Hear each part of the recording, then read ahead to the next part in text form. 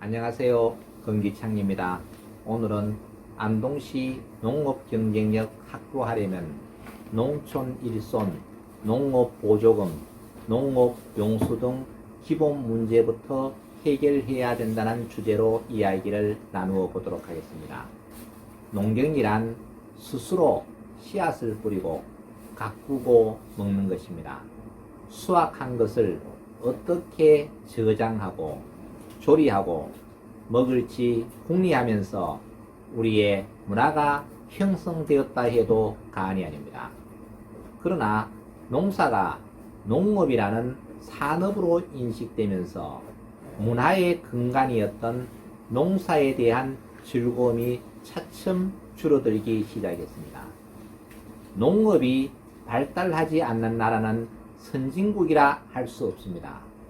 농촌이 단순히 식량 생산 기지로서의 임무만 강조하는 시대는 끝이 났습니다. 세계 농업 수출국 1위는 미국이고 유럽 농업 수출국 1위는 프랑스입니다. 우리의 농촌은 어떠합니까? 시간이 흐를수록 농산물 수입 의존도가 높아지고 있습니다. 또한 고령화와 인구 감소로 농촌 소멸을 걱정하고 있습니다. 더욱이 공산품과 생활용품은 지속적으로 가격이 오르지만 농산물은 가격 폭락을 거듭하는 등 안정적이지 못합니다. 이와 같은 상황 하에서는 농업 경쟁력이 확보되기가 어렵습니다. 농업이 무너지면 모든 것이 무너진다는 것을 명심해야 합니다. 정부에서는 농업과 농촌 활성화를 위해 많은 예산을 투입하여 다양한 정책을 수립하고 있지만 농민의 어려움을 해결하기에는 역부족입니다. 현재 농민은 거창한 것을 원하지 않습니다. 농촌 일손, 농업 보조금, 농기계 임대, 농업 용수 등의 아주 기본이 되긴 실제적 문제를 해결해 주기를 바라고 있습니다. 첫 번째, 농촌 일손 부족 문제입니다. 농사를 짓고 싶어도 일손을 구할 수 없다는 것이 가장 심각한 문제입니다. 설상가상으로 인건비가 상승이 되어 농업 경쟁력을 약화시키고 있습니다. 코로나19로 인해 외국인 노동자의 유입이 어려워 일손 부족은 더욱 심각해지고 있습니다. 작년까지만 해도 인건비가 8만원 정도였으나 올해는 15만원까지 인상된 곳이 있다고 합니다. 만약 이 상태가 지속되면 단순한 일손 부족 문제로 끝이 나는 것이 아니라 농가 부담 가중 등으로 인해 농촌 소멸로 이어지게 됩니다. 이와 같은 농촌 인력 문제 해결을 위해서는 외국인 농번기 계절 근로자 제도를 하루빨리 도입하여 안정적으로 일손을 공급해야 합니다. 또한 외국인 근로자의 안정적인 정착을 위해서는 안동과 인근 지역에 거주하고 있는 다문화 가정의 친인척을 근로자로 우선 고용하여야 합니다. 이와 같은 제도가 효율적으로 운행되기 위해서는 선발 요건, 사전 영농교육, 임금, 숙식, 근로조건 등 세부적인 계획을 수립하여 문제를 최소화해야 합니다. 이러한 계획하에 안동시가 안동농협, 산동농협, 동안동농협, 남안동농협, 북안동농협, 와룡단위농협 등의 각각 100명 정도의 외국인 노동자를 위탁하여 농가에 일손을 공급하면 상당 부분 일손 부족 문제는 해결될 것이라고 생각이 됩니다. 두 번째, 농업 보조금 제도의 효율적인 운영입니다. 정부에서는 농업, 농촌 활성화를 위해 농기계 및 각종 농자재를 구입할 수 있도록 보조금을 지급하고 있습니다.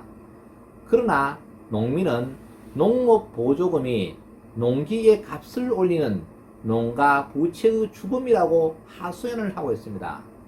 보조금 지원을 받아서 농기계나 농자재를 구입하면 농가가 직접 구매하는 것보다 비싸지는 것이 문제입니다. 이와 같은 문제 해결을 위해서는 지자체가 입찰을 통해서 적정한 가격으로 농가에 공급해야 합니다. 또 다른 방법은 보조금을 농가에 직접 지원하여 농민이 농기계를 살 수 있도록 하면 됩니다. 많은 농민이 보조금 지원에 관한 불만을 이야기하고 있지만 현실적으로 해결되지 않아 너무나 안타까운 현실입니다. 세 번째, 농업 용수의 공급입니다. 안동은 안동댐과 이마댐, 낙동강에 풍부한 수자원을 보유하고 있습니다. 안동댐과 이마댐의 물은 낙동강을 경유하여 낙동강 1300리 지역 주민들에게 농업용수를 안정적으로 공급하고 있습니다. 그러나 물 공급 전진기지인 안동의 댐 상류는 대부분 용수 공급이 되지 않고 있습니다. 이와 같은 문제를 해결하기 위해서는 안동댐과 임한댐, 낙동강의 물을 상류로 공급할 수 있는 양수시설을 만들어야만 합니다. 안동댐과 임한댐, 낙동강에 물은 가득 차 있으나 농업용수로 사용하지 못한다면 우리 지역은 댐으로 인한 피해만 고스란히 받고 어떠한 혜택도 받지 못하는 곳이 됩니다. 하류 지역뿐만 아니라 안동댐 상류 지역민에게도 풍부한 물을 안정적으로 공급해야 합니다. 네 번째, 농기계 임대 배달 서비스를 확대 실시해야 합니다. 농기계를 구입한 데 있어서 많은 비용이 발생하므로 각 지자체마다 농기계 임대 사업을 실시하여 농민에게 좋은 반응을 얻고 있습니다. 그러나 현실을 깊게 들여다보면 많은 불편을 호소하고 있습니다. 공무원 일가 시간 중에 농기계를 빌리고 반납을 해야 하기 때문입니다. 그러나 실제로 농사 짓는 시간은 새벽부터 늦은 저녁 시간까지입니다. 특히 여름은 폭염으로 인해 새벽에 일하고 한낮에는 바깥 활동이 힘들어 더위가 가신 저녁에 일하는데 실제 필요한 시간에는 농기계 사용이 어렵다는 것입니다.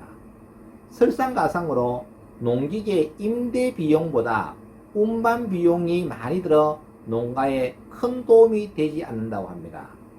농기계를 임대하는 대부분의 농가는 차량이 없어 별도의 운반 비용을 부담해야 합니다.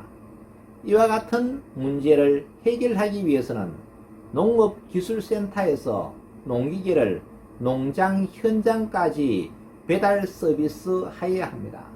농기계 사용 완료 후에도 반납을 요구할 것이 아니라 다음에 사용할 농장으로 배달해주는 효율적이고 적극적인 행정을 펼쳐야 합니다. 이와 같은 선제적인 서비스가 이루어진다면 농민의 불편은 해소되고 농민은 감동하게 될 것입니다. 농업 경쟁력 강화를 위한 다양한 정책을 개발하는 것도 중요하지만 지금 현재 농민들이 겪고 있는 당면과제를 해결하는 것이 무엇보다 중요합니다. 소규모 영농인 복지영농과 대규모 영농인 기업농을 구별하여 차별화된 지원정책을 만들어야만 합니다. 천편일률적인 정책으로는 선진 농업국가로 진입할 수가 없습니다. 선진 농업국가로 갈 수 없다는 것은 선진국의 대열에 진입할 수 없다는 것과 같습니다. 농업은 힘이 셉니다. 농업이 문명을 발달시켰습니다. 농업이 문화를 만들었습니다. 농업은 우리의 몸을 살찌우는 동시에 마음을 살찌우는 강력한 힘을 가지고 있습니다. 농민이 행복한 세상을 만들기 위해 농업 경쟁력을 강화시켜야 합니다. 고맙습니다.